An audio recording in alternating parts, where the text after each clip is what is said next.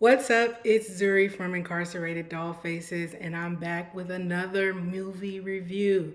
Today, I'm giving my thoughts on the 2007 film No Country for Old Men.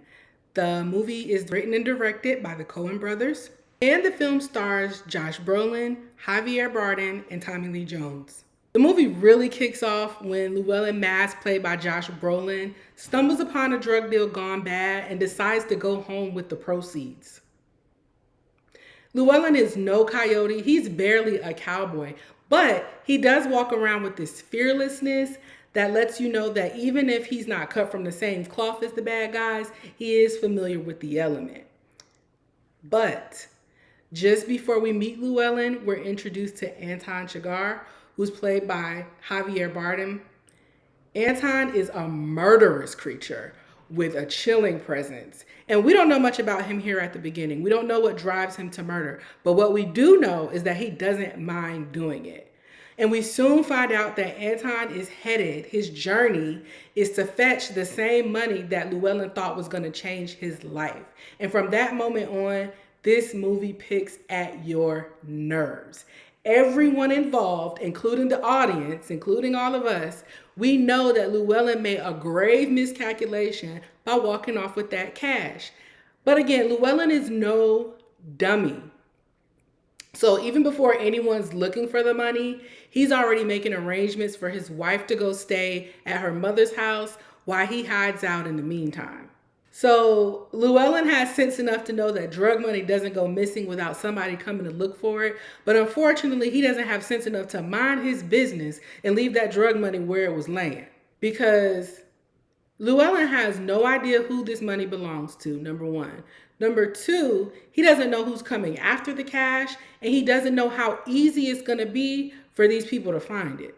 Now, eventually, the sheriff in town, Ed Bell, who's played by Tommy Lee Jones, and his deputy stumble upon the carnage, the aftermath of the shootout, and they quickly realize, just like Llewelyn, somebody's going to be looking for this money. And they realize that whoever took the money is somebody who wasn't involved in the shootout. So they become obsessed with finding out who took the money because they're like, this person is in danger. Bad people are going to be looking for them. And it's not too long after Anton figures it out that they figure out that it's Llewelyn that took the money. So everybody's showing up at Llewelyn's house looking for him. Like I said, he's long gone. Now this sheriff, he, wants to solve the case and he wants to help Llewelyn and keep him safe, but he is fed up. He has seen too much. There is nothing that impresses him. Just about everything in his life right now disturbs him.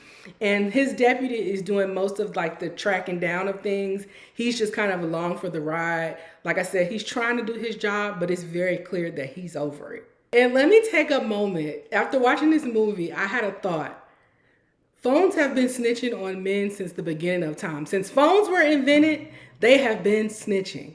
Like now, people are getting caught up with their phones all the time. It's always some way somebody's phone is telling on them these days. We know it happens, but it's nothing new. Do you remember how back in the day, you could pick up the phone in your house, and if somebody was on the phone at the crib, your mom or your sibling or something, you could hear what they were saying on the phone?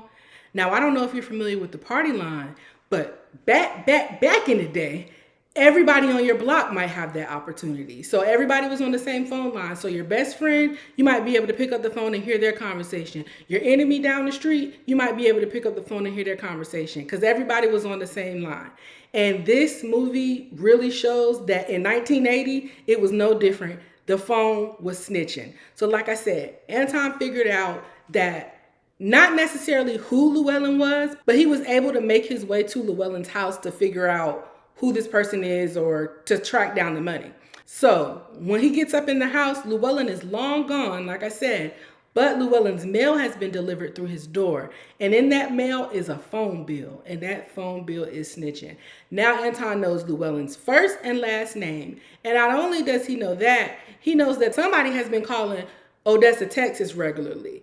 Now, remember I mentioned Llewelyn's wife going to stay with her mother. Her mother lives in Odessa, Texas. So Anton knows Llewelyn's name, and he also knows that what should be his prized possession is also in Odessa, Texas. So while he's trying to get his bearings Anton is marching around being all scary, being all stalkerish, and his weapon of choice is this really disturbing murder device. It's an air gun. And he uses that air gun to break down doors. He uses that air gun to bust up skulls. Whatever he needs to crack, that air gun gets it done. It's an all-in-one weapon. The more you see Anton on screen, the more you get comfortable with the fact that the only thing you can be comfortable with is the fact that this man is off his rocker. You don't know what to expect from him. But let me say this. Anton is interesting because he is no machine. Yes, he does kill swiftly and often and without remorse, but he also proves several times over that he can choose not to kill, even if he claims that he's not the one doing the choosing or making the choice. Woody Harrelson is also in this movie, and his character, Carson, says that Anton has principles that transcend money or drugs or anything like that.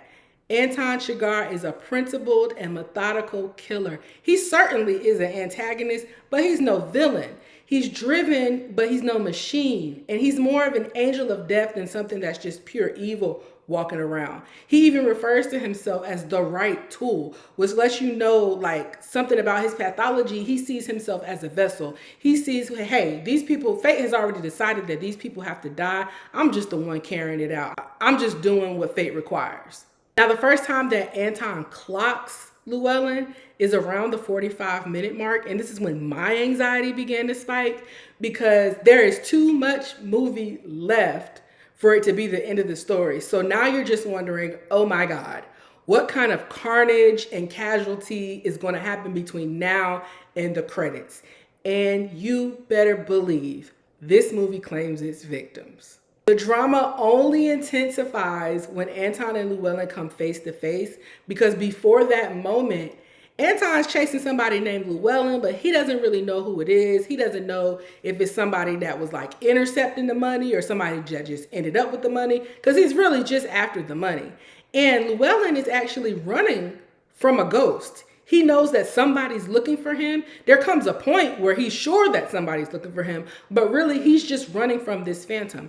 But when the two come together and they see each other and they know exactly who their adversary is, it kind of adds a little heat, to the film and a little heat to the moment. And it's during this cat and mouse that we really start to understand that Llewelyn is not just some stupid thief. Now, it was stupid for him to be a thief in this instance. It was very stupid. But you get to see that Llewelyn is resourceful. He's quick on his feet. He knows, he has skills. He has skills, if you will. And we also get to see, unfortunately, that sometimes he's a little bit too macho for his own good. Because he just refuses to give up.